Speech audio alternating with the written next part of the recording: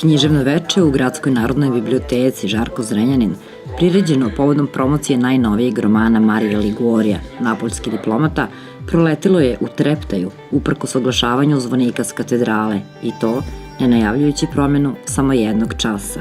Uz autora, kroz mediteransko veče, prisutno je vodio Marijov kolega i prijatelj, književnik Uglješa Šajtinac. Napoljski diplomat je čovek koji je hteo da spreči jednu nepravdu u vezi sa Srbijom, ali to je nepravda zato što će da sruši sistem vrednosti koje on ima. Dakle, on veruje, ima neke vrednosti, veruje da ima neku vertikalu pravde u sebi i osjećaj za pravdu i osjeća da je to povređeno.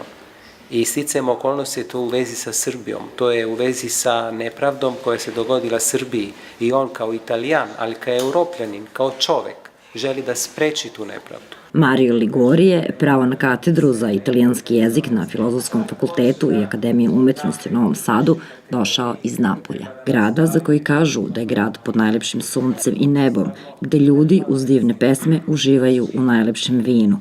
Iz grada koji nosi breme tajanstvenog nasleđa. Ja kažem uvek da sam pisac u pokušaju.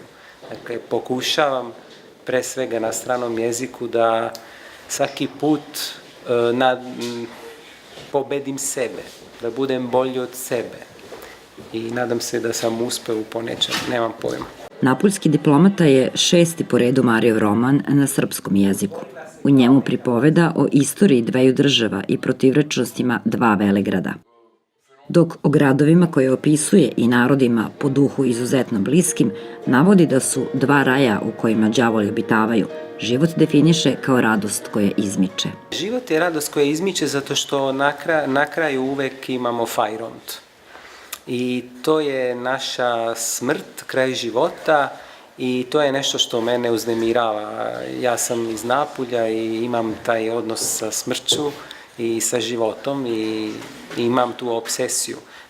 Dakle, razmišljam o smrti kao i svi Napolitanci svakoga dana, mnogo puta dnevno.